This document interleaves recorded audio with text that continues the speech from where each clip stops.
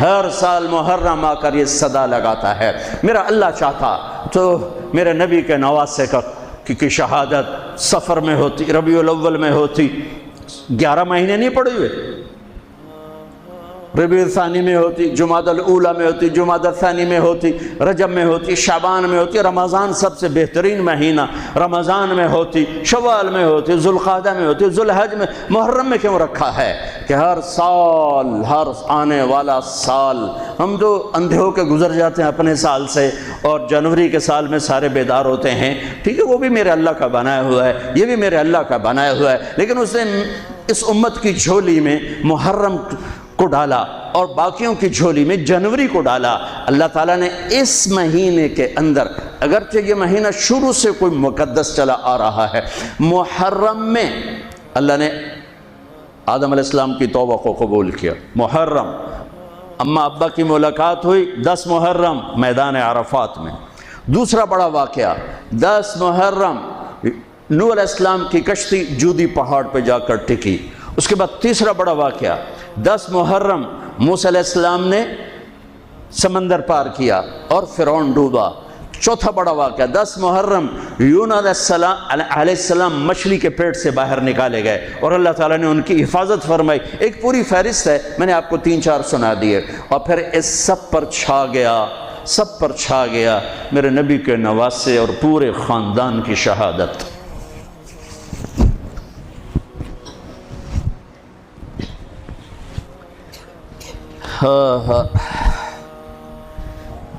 یہ کتنا بڑا خاندان ہے، پہلے یہ سنو۔ میرے نبی نے فرمایا، اللہ نے ساری کائنات کو دیکھا، پھر ان سب میں سے عربوں کو چھانٹ کے الگ کیا، پھر سارے عربوں کو دیکھا، اس میں سے مضر کو چھانٹ کے الگ کیا، پھر سارے مضر کو دیکھا، اس میں سے قریش کو چھانٹ کے الگ کیا، پھر سارے قریش کو دیکھا، اس میں سے ہاشم کو چھانٹ کے الگ کیا، پھر ساری ہاشم کی نسل کو دیکھا، اس میں سے میرے اللہ نے میرا انتخاب کیا۔ انا خیرکم ابن و نفسا، میرے جیسا عالی نسب کوئی نہیں، میرے جیسا عالی خاندان کوئی نہیں۔ عبداللہ سے آدم علیہ السلام تک کسی سے زنا نہیں ہوا، سب پاک دامن ہیں، سب پاک دامن ہیں، سب پاک دامن ہے۔ میرا نبی پاکیزہ سلسلوں سے آئے اور ہر باپ کا ماتھا روشن ہو جاتا تھا جدھر میرے نبی کا نور جاتا تھا۔ ایک دن آدم علیہ السلام کے 10 بیٹے تھے، شیث علیہ السلام سے آپ کا سلسلہ نسب آدم علیہ السلام سے ملتا ہے، ان کا ماتھا روشن تھا۔ آدم علیہ السلام کہنے لگے، بیٹا تیری پشت میں ایک امانت ہے جو تیرے باپ سے بھی زیادہ قیمتی۔ وہ کہنے لگے، ابا بیٹا باپ سے زیادہ قیمتی؟ وہ کیسے؟ کہا تو اس امانت کی بات کرتا ہے، تجھے اس کی امت بتاؤں؟ امت ابھی ہمارے آنے میں 10,000 سال پڑے ہوئے ہیں، 10,000 سال، اور آدم علیہ السلام فرما رہے ہیں، بیٹا اس ہستی کو چھوڑ، اس کی امت کا بتاؤں؟ کہا جی بتاؤ۔ کہا میں نے ایک خطا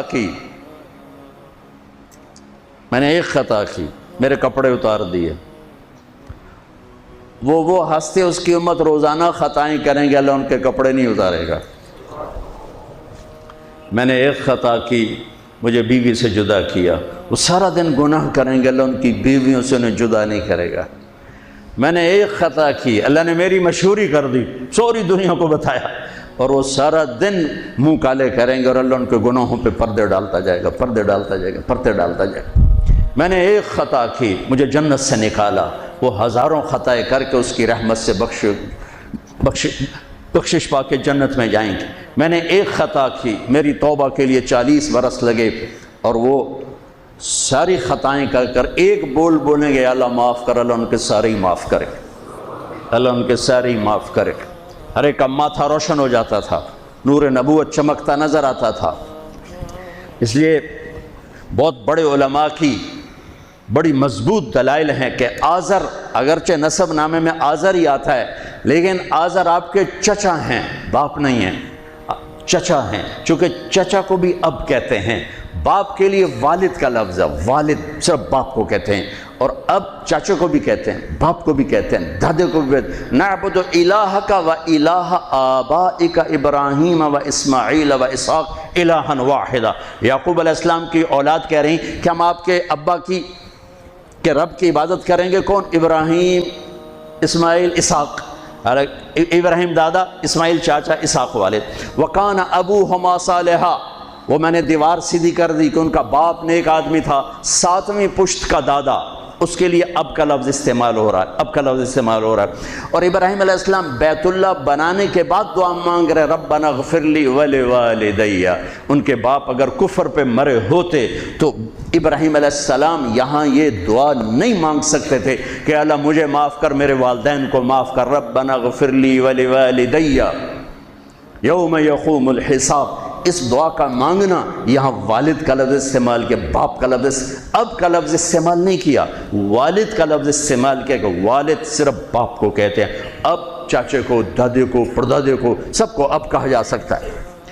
تو بڑے بڑے علماء کی رائے ہے کہ آپ کی نسل میں کوئی بت پرست نہیں آ سکتا، سب یا دین فطرت ہے یا کوئی یا ایمان ہے، یا دین فطرت بھی ایمان ہے کہ بت پرستی سے پاک ہیں۔ آپ نے کہا سعید بن زید کے والد تھے زید بن نفیل، تو اللہ کے نبی کے آنے سے پہلے انتقال کر گئے۔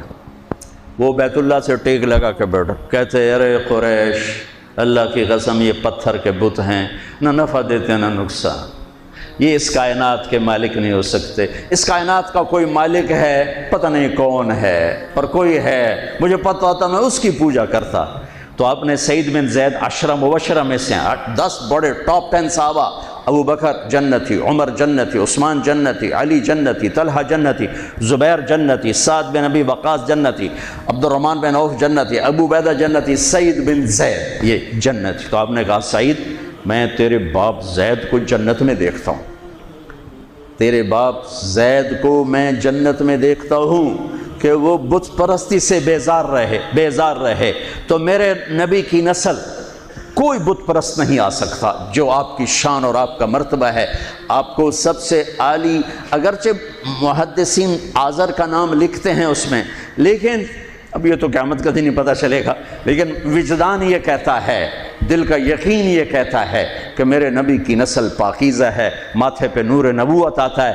ہاشم بازار سے گزر رہے ہیں اور آگے یہودی عورت آپ کو دیکھتی مدینے میں، وہ کہتی ہاشم ایک رات گزارو گے میرے ساتھ، ایک رات گزارو گے میرے ساتھ؟ وہ فرمانے لگے میں عزت دار سردار آدمی، تو مجھے برائی کی دعوت دیتی، یہ کیسے ہو سکتا ہے؟ وہیں ان کی شادی ہو گئی حضرت سلمہ بنو نجار میں، جو عبد المطلب کی والدہ۔ 3-4 دن گزرے تو وہ عورت بازار میں ملی، تو آپ نے کہا کہ بی بی تو مجھے گناہ کی دعوت دیتی ہے تو شادی کر لے، وہاں تو شادیاں کثرت سے کرتے تھے، شادی کر لے۔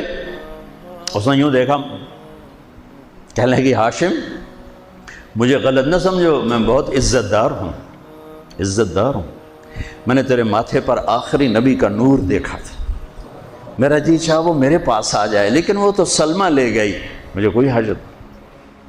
دوسرا واقعہ آپ کے والد مبارک کے ساتھ پیش آیا، حضرت عبداللہ رضی اللہ تعالیٰ عنہ کے ساتھ پیش آیا۔